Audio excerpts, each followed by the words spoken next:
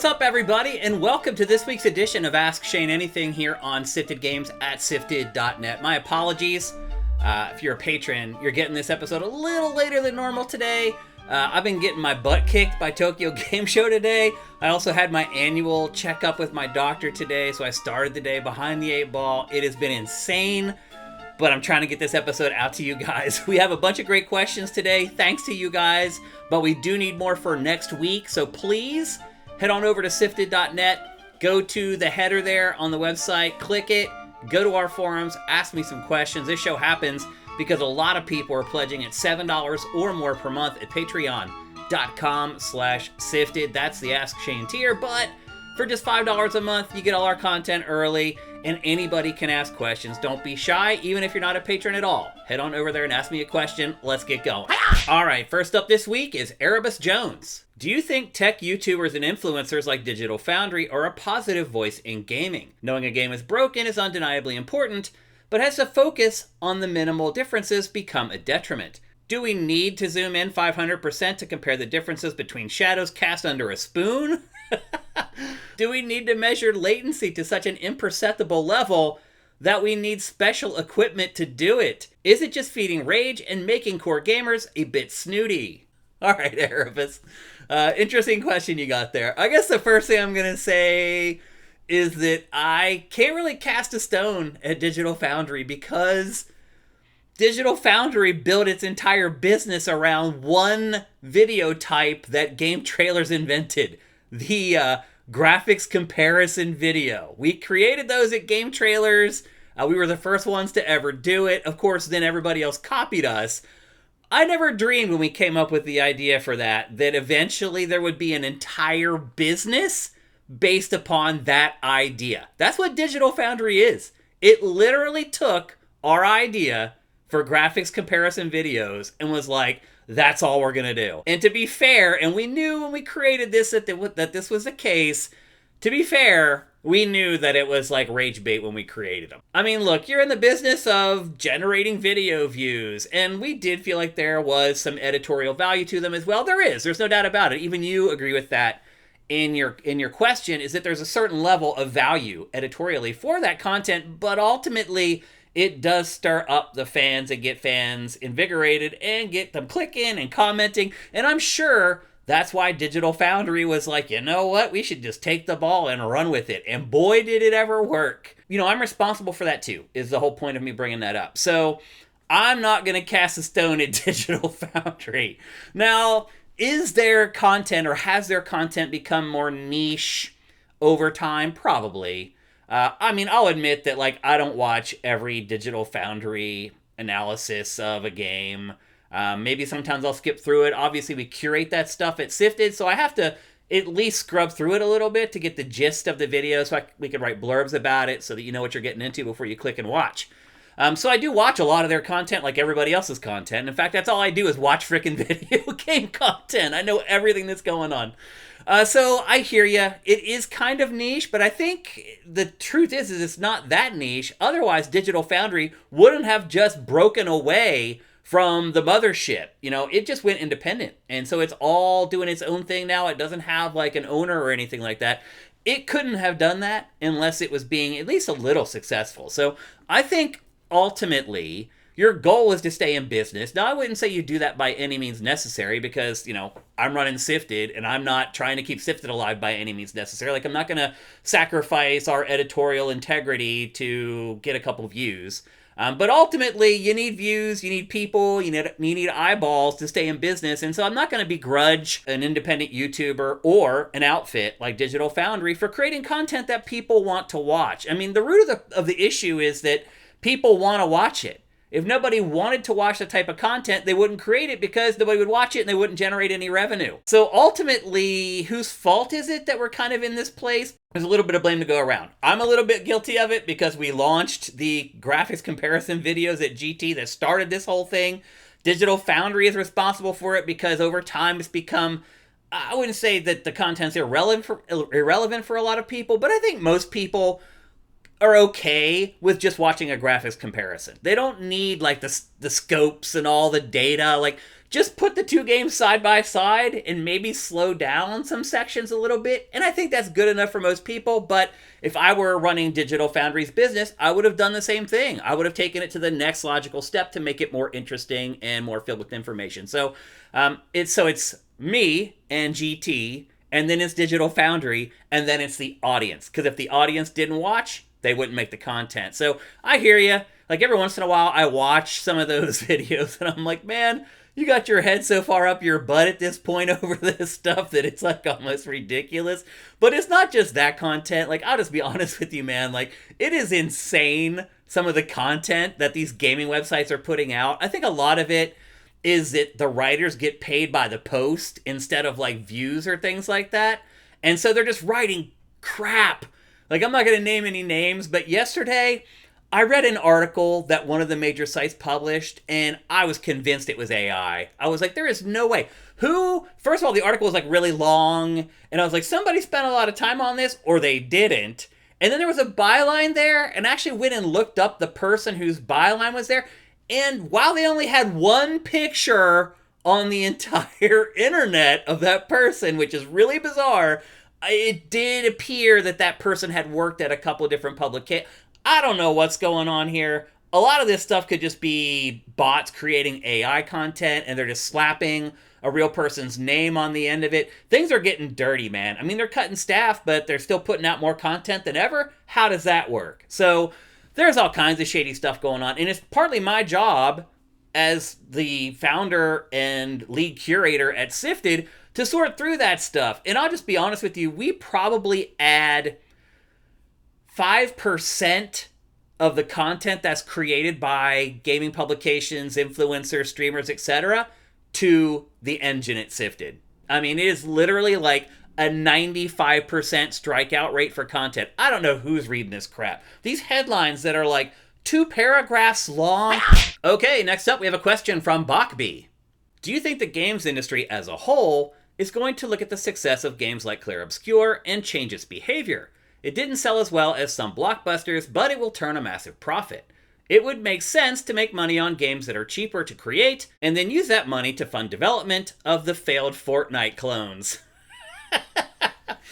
Well, Bachby, I think that's happening already, man. I mean, I think that's what they're doing, is that they're using the money that they're making from, and I think PlayStation's doing this, I think they're all doing it. They're taking the money that they're making from the traditional single-player games, their hits anyway, and then they're using that money to create games as a service that will create this never-ending well of revenue. So I think already what you're talking about is happening. However, they're not really using games like Clair Obscur to do it. And the reason that is because Clair Obscur is the anomaly. You're not the first person to kind of bring up this game. I've talked about this game, I don't know how many times on Ask Shane Anything. People bring it up constantly because it's an anomaly. It's an amazing game, a Game of the Year contender that was created very cheaply. And the reason people talk about it is because nobody else has been able to do it. So yes, I do think if publishers were capable of creating games as good as Clair Obscur for the budget that they created that game for, they would do it over and over and over again. They just can't. I mean, Clair Obscur found a new way to make turn-based RPGs fun again and invigorating again, even for people like me who've been playing them since like the early 90s. I mean, I'm going on like 40 years at this point of like playing turn-based RPGs, and I really enjoyed Clair Obscur and it felt fresh. Like, it's not that easy to do is the problem. So yeah, I mean, I think if publishers thought that they could make a game for 50 million, 30 million, or whatever Clair Obscur cost to make, and they could generate 5 million sales from that, they would do it all day long. But Clair Obscur is the exception. It's not the rule. So I think it's probably a goal. I think that's what ideally these publishers would like to do, is get games out more quickly on a shorter budget and still turn a huge profit on them. I think that is something that publishers would like to do, but they just don't have the skill or the vision or the ideas to do it. The people who created Clair Obscur did. I mean, I can't even really think of other games that are like Clair Obscur, where it's like really cheap budget, made a bunch of money. Although we did learn recently that Ghost of Yote only cost $60 million to create. And I think that's definitely Sony's ideal situation. Get one of its blockbusters out for like a third or a fourth of what they're spending to get games from studios like Insomniac or Naughty Dog. So Bachby, I mean, you're onto something. Like, I do think that that's what the industry in general would like to do. Unfortunately, the vast majority of the industry is incapable of doing it. Okay, our last question this week comes from What is Delicious? What's your favorite gaming promise that never came true? My favorite is Sony's cell processor's digital locker. The idea that my PS3, refrigerator, and alarm clock were all going to get outfitted with cell processors so they could work together to up-res my old video files or whatever. It always felt like a wild premise to me. Sony were dreamers back then. Well, what is delicious? I honestly would just throw the whole PlayStation 3 into that bucket. The promise that never came true. It all started at E3 when they showed those ridiculous demos for games like Killzone 2 and MotorStorm, where I don't even know if today we're getting games that did some of the stuff that they showed in MotorStorm, like way back then. I remember I was it was GDC or something like that, and Phil Harrison was there, and I got an interview with him, and I just called him out. I mean, I did everything but say, you guys faked those demos. And he didn't have much to say about it. He gave me some line about, well, it was representative of what the games are going to be. And then the games came out, and we're like, nope. So I would say the whole PS3 was just this huge promise that was a failure. It didn't deliver pretty much anything that PlayStation said it was going to. It took developers like 3.5 years to get good working on it. It was an unmitigated disaster, and it was full of failed promises. So PS3 in general, for me, like, you were on the right track there, and then you can start talking about like specific games like Spore, which was supposed to be this thing where you start as like a microbe and you create it, and like none of that happened the way it was supposed to. Black and White was another game that had all this promise, but ultimately it didn't deliver on what it was supposed to do. And in that same studio with Fable, talking about how you could plant a tree and it would grow for years and all that stuff. I don't think that stuff has still been in a Fable game all these years later. So I think it's very Idai Katana. Like, it's very easy to just look for games that promised a bunch and then didn't deliver on it. That's easy. I mentioned in a recent episode of Ask Shane Anything the Vitality sensor from Nintendo. Now, that wasn't really a promise. It just kind of showed it one time and then like never talked about it again. But I think that concept could work and be really cool. So that's kind of something that I thought showed promise that wasn't ultimately delivered on. There's the ending for Mass Effect 3, or the Mass Effect trilogy in general. How all your decisions through the first 2 games, actually the first 3 games, were supposed to culminate in this crazy ending for the 3rd game. That never came to fruition. I think that's probably the most notorious undelivered promise in the games industry. I think that's the one that will resonate with the most amount of people anyway. But probably the game that was promised the most, or the gaming product that promised the most and has underdelivered, it is Star Citizen. There is no doubt about it. I know a guy, I'm not going to name names, I know a guy who worked on that project, and he left that project and ended up like spilling the beans on a lot of stuff that was going on there.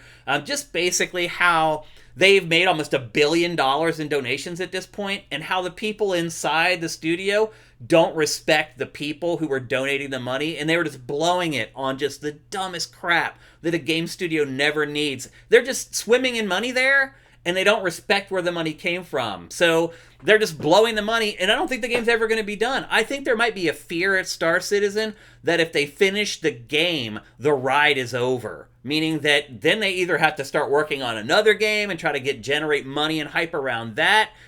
I think that they are almost incentivized to never finish that game. So we'll see. Now they're finally talking about a release date for like the first-person shooter single-player thing, Squadron 42. We'll see if that ever comes to fruition. That was supposed to come out this year. Now they've delayed it to next year again. So if there is any gaming product that has overpromised and underdelivered, it is Star Citizen. Okay, that's it for this week's edition of Ask Shane Anything. Again, I'm sorry that this is coming in late. I was just completely swamped today. I'm doing my best, people. You know that. You know that already. Thanks to anyone who is pledging anything at patreon.com/sifted for $5 a month to get all our content early. If you really like this show and you want to see it continue, maybe consider pledging it $7 or more per month, or if you're a current patron, bumping it up to that $7 or more.